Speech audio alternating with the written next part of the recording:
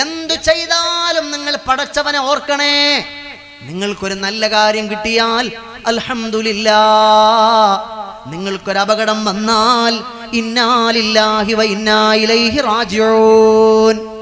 നിങ്ങൾക്ക് എന്തെങ്കിലും ഒരു വലിയ നന്മ കിട്ടിയാൽ പടച്ചവനെ അൽഹംദുലില്ലാഹ്. എന്തെങ്കിലും ഒരു അത്ഭുതം കണ്ടാൽ സുബ്ഹാനല്ലാഹ്.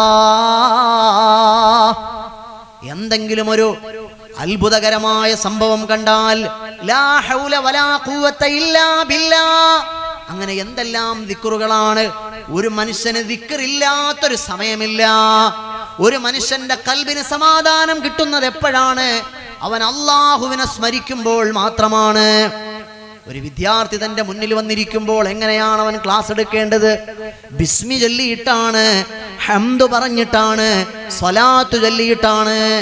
ബിസ്മിയും ഹംദും സ്വലാത്തും കൊണ്ട് ക്ലാസ് ആരംഭിക്കുന്ന അധ്യാപകന് എങ്ങനെയാണ് തോന്നിവാസം ചെയ്യാൻ കഴിയുക?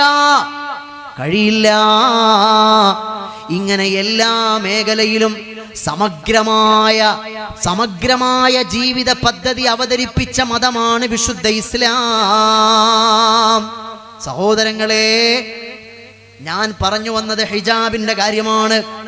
നമ്മൾ ഹിജാബ് പാലിക്കേണ്ടവരാണ്. ഇവിടെ കോളേജിൽ പോകുന്ന ഒരു പെൺകുട്ടിക്ക് അവളുടെ വിശ്വാസമനുസരിച്ച് ഹിജാബ് ധരിച്ചാണ് കോളേജിൽ പോകണമെന്ന് അവൾ ആഗ്രഹിക്കുന്നതെങ്കിൽ അവൾക്കത് ധരിക്കാനുള്ള അവകാശമുണ്ട്.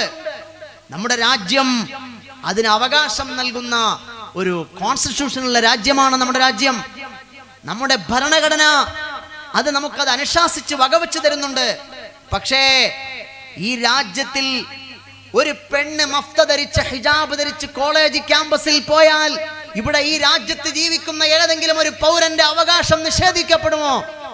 ഏതെങ്കിലും ഒരു പൗരന് സ്വത്തിനോ അവന്റെ സമ്പത്തിനോ അവന്റെ അഭിമാനത്തിനോ എന്തെങ്കിലും ക്ഷതമുണ്ടാകുമോ?